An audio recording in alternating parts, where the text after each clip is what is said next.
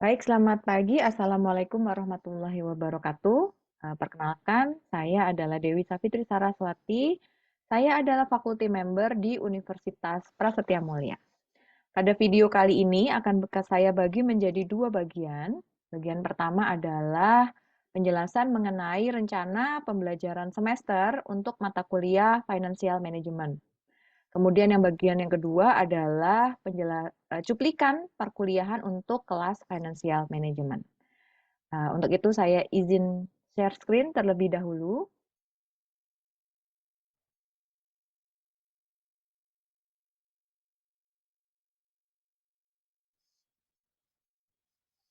Baik, ini adalah background saya atau latar belakang saya.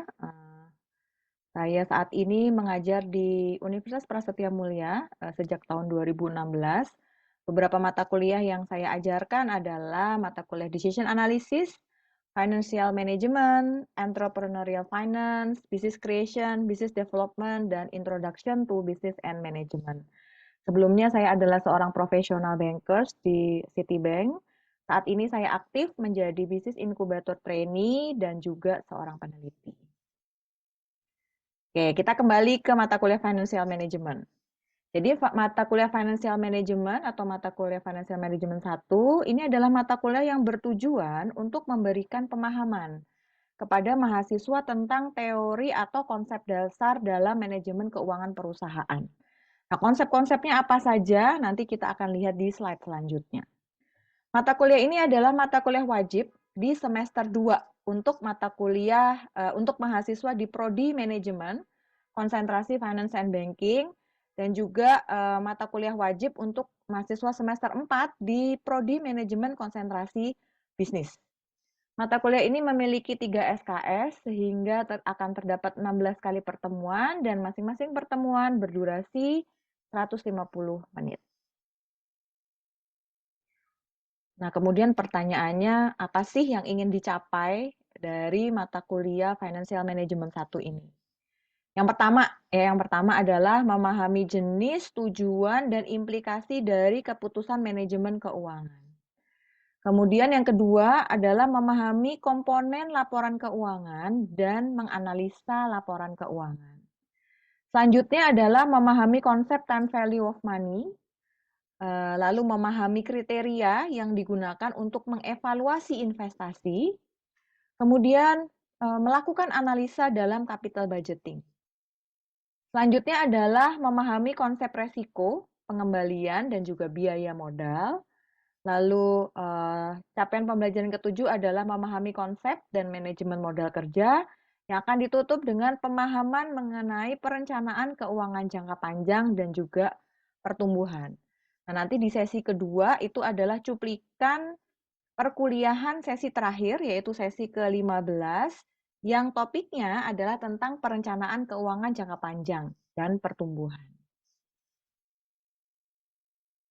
Nah, pertanyaan kemudian adalah apa sih gitu ya konsep-konsep yang akan diajarkan selama 1 semester ke depan. Di sini saya coba menggambarkan dalam sebuah peta konsep sehingga lebih visual, lebih terbayang oleh mahasiswa. Kemudian saya bagi menjadi dua, yaitu sebelum UTS dan juga setelah UTS. Kita lihat dulu di part kiri ya, atau di sisi kiri sebelum UTS. Konsep apa sih yang akan kita pelajari? Yang pertama tentu saja kenalan dulu ya, kenalan dulu tentang jenis-jenis keputusan manajemen keuangan atau financial management decision. Nah, nanti kita juga akan sedikit menyinggung tentang agency problem gitu ya. Kemudian ada pengetahuan juga introduction mengenai financial market dan juga jenis-jenis perusahaan atau corporation. Konsep yang berikutnya yang akan dipelajari adalah tentang laporan keuangan atau financial statement. Kemudian kita akan mempelajari bagaimana menganalisa laporan keuangan tersebut. Kemudian kita akan mempelajari konsep cash flow di dalam laporan keuangan. Konsep yang berikutnya yang akan kita pelajari adalah time value of money.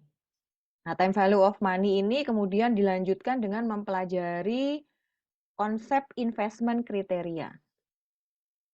Kombinasi dari time value of money dan investment kriteria itu akan dilanjutkan pembelajarannya dengan pembelajaran capital budgeting. Jadi, mahasiswa akan mempelajari bagaimana mengimplementasikan si time value of money tadi, kemudian penggunaan laporan keuangan, kemudian investment kriteria di dalam membuat capital budgeting. Nah, capital budgeting ini kita akan split menjadi 2 sesi, 1 sesi sebelum UTS dan 1 sesi setelah UTS. Konsep selanjutnya adalah mempelajari tentang risk, return, dan cost of capital. Kemudian konsep yang ketujuh adalah pembelajaran tentang working capital management yang akan kita tutup dengan long term financial planning. Jadi akan ada 8 topik pembahasan gitu ya atau konsep yang akan kita pelajari selama 1 semester ke depan. Nah, ini adalah course evaluation-nya. Jadi nanti ketika belajar financial management itu ada penilaian keaktifan di kelas gitu ya, maupun penilaian dalam bentuk ujian, dalam bentuk ujian tengah semester maupun ujian akhir semester. Nah, bagaimana penilaiannya? Gitu ya. Kita akan membagi komponen penilaian menjadi 3. Kita bahas dulu tentang teaching assignment. Ya, yang pertama teaching assignment bobotnya adalah 40%. Isinya apa aja sih gitu ya? Yang pertama adalah kuis. Jadi nanti dalam mata kuliah ini akan diselenggarakan 4 kali kuis, 4 kali kuis yang bobotnya secara total adalah 30%. Selain kuis atau penugasan individu, gitu ya, ada juga penilaian terhadap partisipasi individu. Sehingga teman-teman selama di kelas itu sangat diharapkan untuk aktif gitu ya, aktif bertanya, aktif memberikan tanggapan, aktif memberikan komentar sehingga pembelajaran menjadi lebih menyenangkan, gitu ya. Kemudian partisipasi ini tidak hanya dihitung ketika di kelas. Ada juga keaktifan pembelajaran secara online atau asinkronus yang akan diselenggarakan melalui LMS Moodle. Jadi nanti saya akan post di bagian general di LMS Moodle satu fitur namanya glossary. Nah, teman-teman setiap kali satu sesi pasti menemukan istilah-istilah baru yang dipelajari pada hari itu. Kemudian pasti teman-teman akan tahu ini sebenarnya definisinya apa, maknanya apa. Nah, apa yang teman-teman peroleh di minggu tersebut silahkan di-input di dalam fitur glossary di dalam LMS Moodle. Penilaiannya adalah semakin aktif, semakin baik, ya. Kemudian selain itu, saya juga mengharapkan aktivitas dari teman-teman juga mengisi survei mingguan. Ini sebenarnya lebih ke refleksi gitu ya, setelah kita belajar, apa sih yang kita pelajari hari itu gitu ya, apa sih yang paling menarik minat kita pada hari itu, atau apa sih yang perlu dievaluasi pada hari itu, gitu ya. Nah, saya akan menggunakan fitur survei di LMS Moodle. Pertanyaannya cuma 2. Pertanyaan pertama adalah, apakah teman-teman itu mempersiapkan diri sebelum sesi atau enggak? Menyempatkan diri untuk baca atau mereview PowerPoint-nya dulu sebelum sesi atau tidak, gitu ya. Jadi ini silahkan dijawab secara jujur ya. Jadi kalau memang dipersiapkan ya silahkan dijawab iya, kalau enggak silahkan jawab tidak, karena ini kan sifatnya survei. Pertanyaan yang kedua adalah, sebutkan minimal 2 hal gitu ya yang kalian pelajari pada hari itu.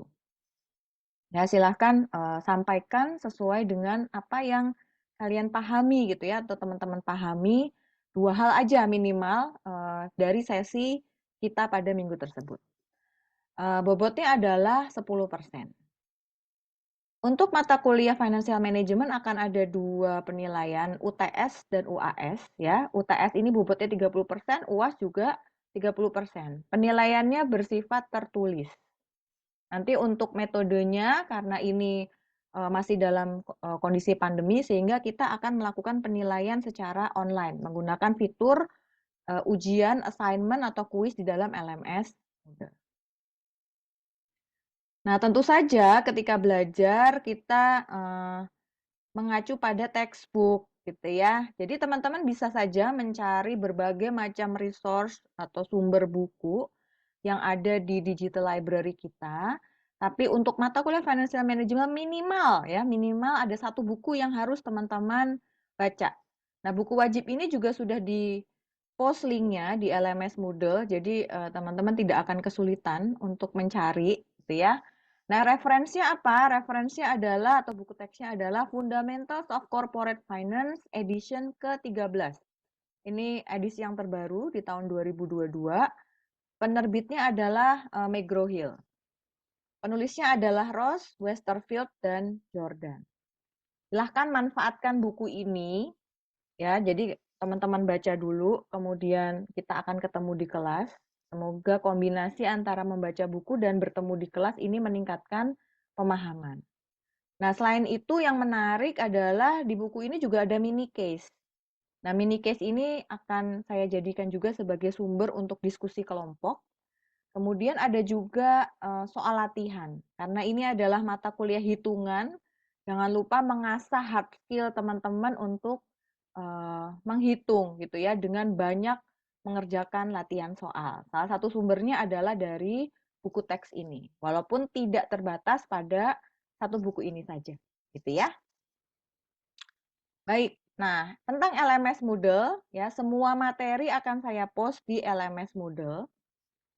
PPT-nya gitu ya, rencana pembelajaran semesternya, surveinya, kuisnya pun akan kita selenggarakan di LMS Moodle. Detail mengenai petunjuk tugas juga sudah dimasukkan di dalam RPS, gitu ya, dan RPS-nya juga di-post di LMS Moodle. Nah, ini contoh tampilan dari LMS Moodle-nya ya, teman-teman, di bagian general.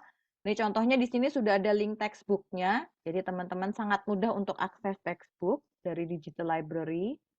Kemudian jangan lupa untuk record attendance-nya teman-teman di awal perkuliahan. Ya, saya biasanya akan set 10 menit sebelum pembelajaran dimulai. Kemudian saya juga sediakan link Zoom-nya di LMS Moodle, jadi teman-teman nggak usah nunggu pengumuman. Setiap sesi 10 menit sebelumnya silahkan buka LMS Moodle dan langsung diklik Zoom-nya. Kalau teman-teman pengen lihat materi apa saja atau detail-detail tadi mengenai penilaian, mengenai materi, mengenai chapter per sesinya, bisa teman-teman dapatkan di dokumen RPS yang juga sudah saya upload di LMS Moodle. Nah, ini bagian terakhir yang ada di tampilan ini adalah glossary. Ini terkait dengan tugas aktivitas atau partisipasi individu tadi ya, untuk merekam kembali istilah baru atau pemahaman baru dari satu sesi, kemudian silahkan di-input di glossary. Saya kira cukup ya untuk perkenalan dan penjelasan rencana pembelajaran semester Financial Management 1.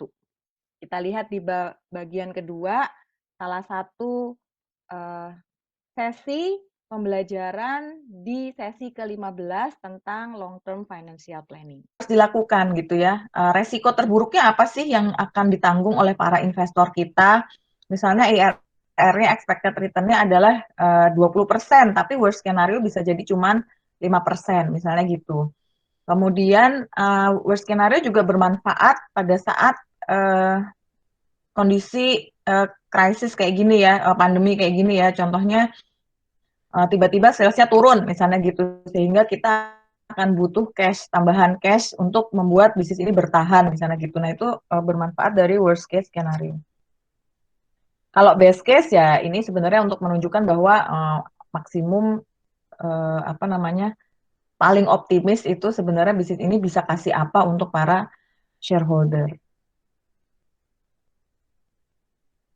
Nah, ini apa sih sebenarnya peran dari financial planning? Yang pertama, tadi udah saya ceritain ya, mengidentifikasi interaksi ya, mengidentifikasi interaksi antar decision. Tadi ya contohnya misalnya kalau marketing punya decision A, bahwa demand-nya itu akan meningkat 20%, misalnya gitu, dia akan menaikkan sales 20%, maka kita jadi tahu bahwa operation mungkin akan butuh tambahan aset. Ya, jadi operation akan butuh tambahan aset, misalnya harus beli aset baru, biayanya juga akan bertambah, misalnya gitu. Kemudian nanti efeknya apa? Efeknya misalnya di HRM karena produksinya tambah besar, maka SDM-nya juga butuh penambahan juga. Ya, jadi kita bisa lihat interaksi antar decision ya. Efeknya apa sih kalau si A memutuskan ini, maka efeknya terhadap fungsi lain apa? Ujung-ujungnya sih kita bisa jadi tahu uh, efek dari decision-decision itu ngefeknya di angka-angka kita itu bagaimana. Salah satunya ini ya, waktu kita ngelakuin sensitivity analysis itu kita juga bisa tahu, oh kalau misalnya dia berubah sedikit aja, maka efeknya terhadap angka-angka kita, terhadap angka kelayakan bisnisnya itu akan berubahnya sekian. Ya, jadi kita bisa tahu efek dari interaksi antar decision.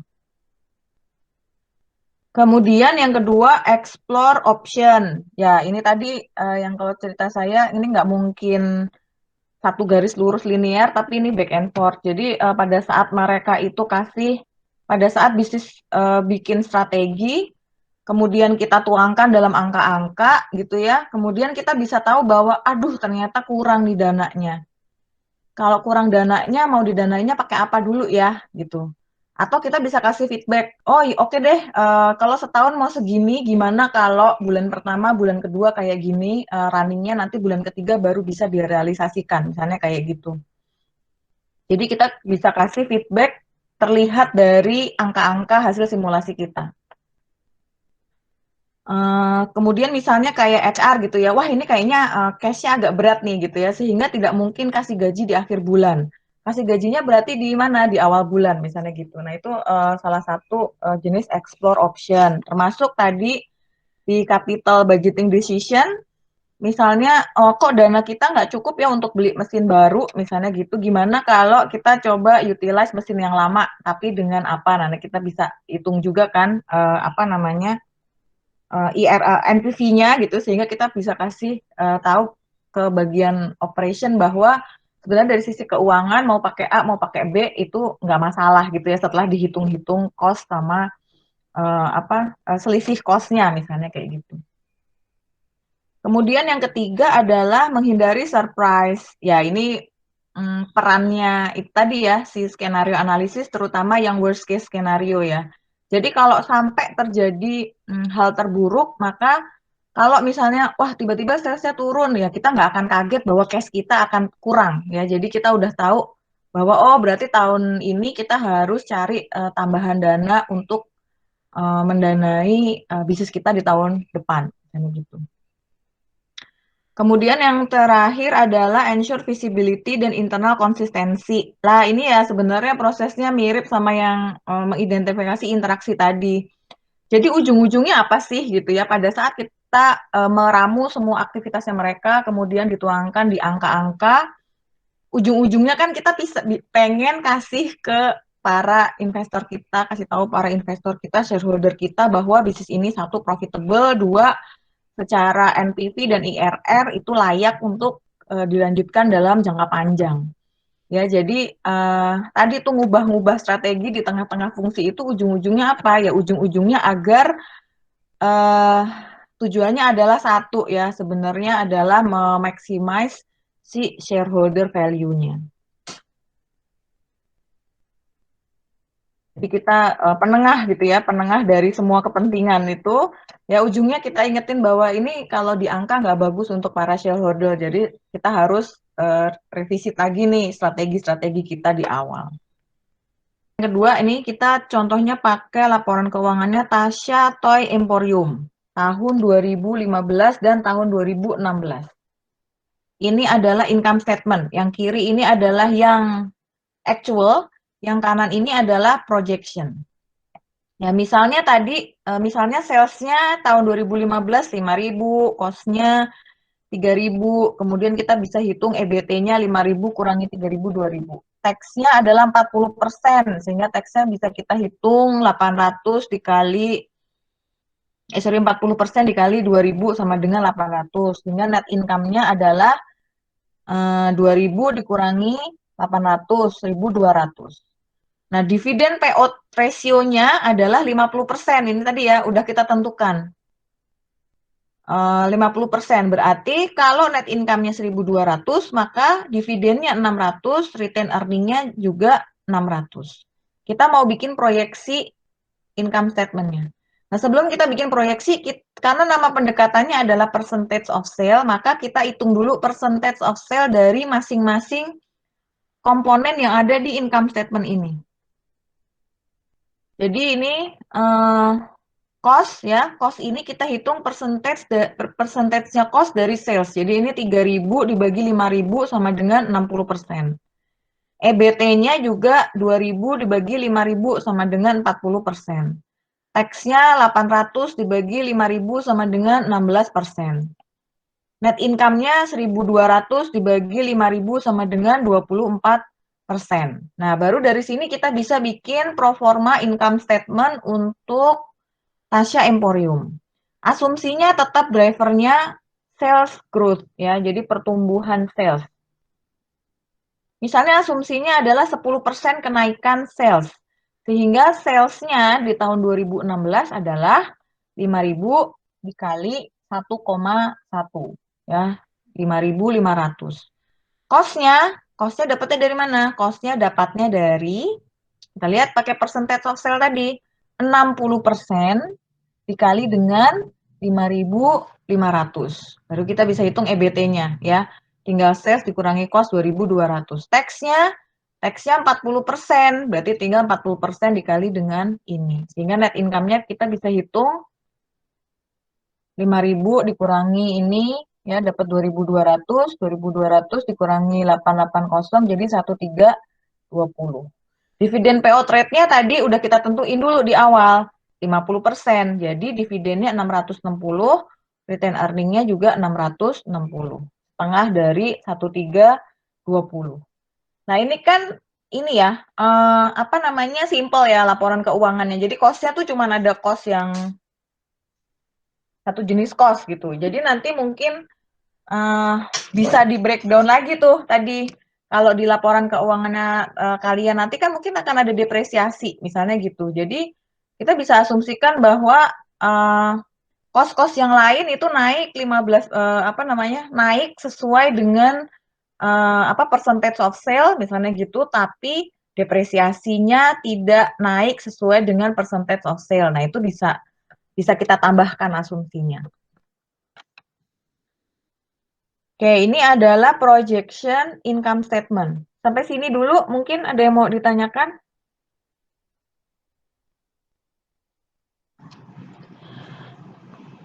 Bu, pro forma itu yang maksudnya yang kita asumsikan kan ya? Iya, pro forma itu saudara kembarnya proyeksi yang hasil yang sudah kita kan kalau melakukan proyeksi kita butuh berasumsi gitu. Oh, oke. Ya, jadi kalau ada yang bilang proyeksi, ada yang bilang pro forma, sama aja itu saudara kembarnya.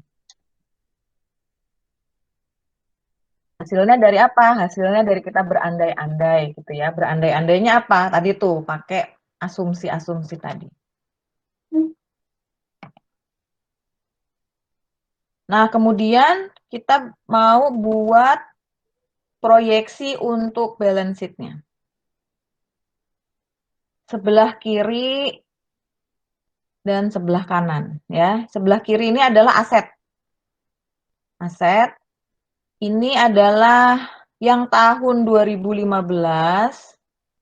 ini adalah yang tahun 2016 ya. Jadi tadi asumsinya adalah semua aset, nggak peduli current aset, nggak peduli fixed aset, itu naik bersamaan, ya, naiknya otomatis. Jadi kalau naik 15%, maka kebutuhan asetnya juga naik 15%. Bisa jadi nanti kamu tanya, Bu, kan bisa jadi nggak butuh fixed aset, jadi boleh nggak saya asumsikan bahwa fixed asetnya itu nggak naik?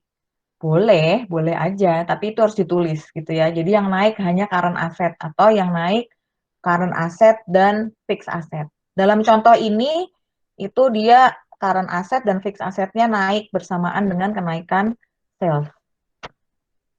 Nah, ini asetnya awalnya 500, cash-nya, AR-nya 2.000, inventory-nya 3.000, jadi totalnya 5.500. Fix asetnya 4.000. Jadi total asetnya adalah 5.500 ditambah dengan 4.000, 9.500. Ini yang sebelah kanan Yang sebelah kanan, current itu 2015 ya. Yang ini berarti yang 2015. Ini yang 2016. Oke, kemudian ini yang AP-nya 900 ya, yang awal ya, NP-nya 2000, notes payable-nya 2.500. Ini totalnya 900 tambah 2.500, 3.400. Long term debt-nya 2.000, eh, common stock sama additional paid in capital-nya 2.000, return earning-nya 2.100. Totalnya 4.100. Jadi total aset di tahun 2015 adalah 9.500, total pendanaannya juga 9.500. Nah, kita mau bikin proyeksi atau pro forma dari balance sheet di tahun 2016. Kita mau pakai percentage of sale, sehingga ini kita hitung dulu percentage of sale-nya ya. Jadi ini 500 itu adalah 10% dari sales gitu ya. Jadi 500 dibagi dengan sales di tahun 2015. 5.000. Jadi hasilnya 10%. AR gitu ya. AR-nya adalah 2.000. Nah, 2.000 itu adalah 40% dari sales. 40% dari 5.000. Inventorinya 3.000 itu adalah 60% dari 5.000. Dan seterusnya ya, kita hitung dulu percentage of sale-nya. Nah, dari sana kita bisa hitung pro forma asetnya. Ya, pro forma aset untuk tahun 2016. Tadi kan katanya cash-nya itu adalah 10% dari sales gitu ya. Jadi ini 550 ini datangnya dari 10% dikali dengan sales di tahun 2016. Sales yang diproyeksikan di tahun 2016. Berarti ini 10% dikali, kita lihat laporan income statement-nya, dikali dengan 5.500. Hasilnya 550. Oke, AR-nya. AR-nya berarti 40% dikali dengan sales di tahun 2016. Berarti 40% dikali dengan 5.500. Dapat ya 2.200. Ini 3.300. Dapatnya dari mana? Dapatnya dari 60% dikali dengan sales di tahun 2016 juga. 5.500. Hasilnya 3.300. Jadi kita bisa hitung, oh ternyata proyeksi atau proforma current asset di tahun 2016 adalah 6.050. Fixed asset ya, fixed asset 80%. 80% dari sales, berarti 80% dikali dengan 5.500. Hasilnya 4.400. Jadi kita bisa proyeksikan kebutuhan sales di kebutuhan aset di tahun 2016 adalah 10.450. Nah, ini beres nih sebelah kiri. Sekarang kita pindah ke sebelah kanan. Ya, tadi di sebelah kanan, tadi nih pas kita bahas ini, ya, ini nih ada catatan-catatan gitu ya. Biasanya account payable itu normally dia akan berubah langsung terhadap salesnya. Tapi eh, hutang yang lainnya, notes payable, long term debt, kemudian equity itu tidak langsung naik sesuai dengan kenaikan sales. Oleh karena itu, sini kita tulisnya NA semua nih, tetetetetet gitu ya. Karena apa? Karena ini notes payable, ini long term debt, ini equity. AP, tadi kan AP katanya langsung ya, langsung naik efek apa namanya efek dari si kenaikan salesnya dia juga langsung naik. Nah, kita hitung dulu percentage of sale dari si AP. AP-nya kan tadi apa namanya? Ini kenapa 10% ya? Ini harusnya nggak 10% nih, salah. Ini harusnya 900 dibagi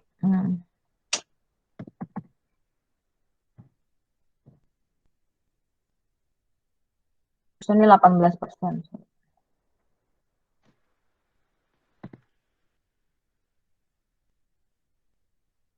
Nah, sehingga di sini ini 18% dikali 5.500. Jadi di sini jadinya 18% dikali dengan 5.500. Jadinya 990. Nanti diganti sendiri ya di slide-nya masing-masing. Nanti di notes aja. Ini bukan 10% tapi 18%. Nah, kita udah punya angka AP-nya ya, 18% dikali dengan projection sales di tahun 2016 dikali dengan 5.500. Hasilnya adalah 990. NP-nya karena dia nggak berpengaruh langsung, ya kan, nggak terpengaruh langsung dari kenaikan sales, maka kita tulis aja stay 2.500. Long term debt-nya sehingga kita punya total current liability-nya, tinggal kita jumlahin aja. Long term debt-nya juga kita tulis tetap aja karena nggak nggak terpengaruh langsung gitu ya, pengaruhnya nanti aja. Kemudian di equity juga karena tidak ada kenaikan tidak ada penambahan modal di setor sehingga kita tetap stay di 2000. Nah, retain earning-nya yang berubah ya. Retain earning-nya gimana cara ngitungnya? Cara ngitungnya adalah retain earning di tahun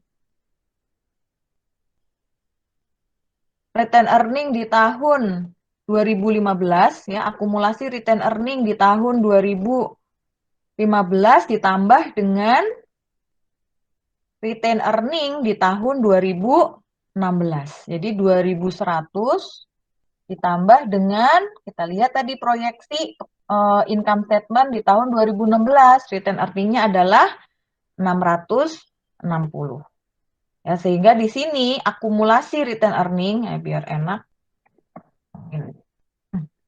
accumulated return earning-nya adalah dari 2100 menjadi 2760. Ya, sehingga total equity-nya menjadi 4760.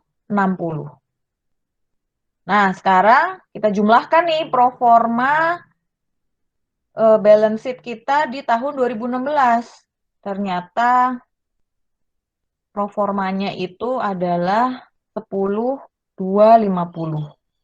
Ya, kita lihat nih. Di sebelah kanan itu 10.250, di sebelah kiri 10.450. Nggak balance ya. Ini kok nggak balance nih? Artinya apa nih? Kalau yang kiri lebih besar daripada yang kanan, artinya kita kurang sumber pendanaan. Nah, baru kita mainkan plug variabelnya. Kayak di slide yang lagi Ibu tunjukin gitu nggak apa-apa. Terus kita kayak explain nggak balance due to the EFN gitu, Bu. Kalau hasilnya harus balance. Jadi hasil terakhirnya harus balance, yang 10.50, yang ya misalnya ini ya. Ya. Hasil terakhirnya harus balance, tapi nanti ada penjelasan. Oh, kita misalnya kayak gini, kita berarti nambahin cash $200 gitu ya? Iya, betul. Jadi dengan proyeksi ini, maka asumsinya adalah ABCD dengan keputusan akhirnya adalah terjadi excess cash sebesar 250 yang kemudian disimpan dalam bentuk cash gitu. Oke. Kalau misalkan tadi kan katanya pertumbuhan sales tuh sama COGS mestinya sama ya, Bu. Mungkin nggak sih kalau misalkan sales naik, COGS-nya turun, Bu? Bisa jadi. Cuman kalau misalnya memang si perusahaan itu punya bargaining position yang bagus ya. Jadi kayak misalnya dia tadinya itu request sebesar tadinya dia kalau produksi 100 misalnya per itemnya itu harganya misalnya 5.000 gitu. Tapi kalau misalnya dia produksinya naik misalnya jadi 2 kali lipat misalnya gitu, maka dia dapat diskon dari biaya produksinya gitu ya. Jadi nilainya jadi cuma 90% dari COGS yang awal. Itu bisa sih, mungkin aja.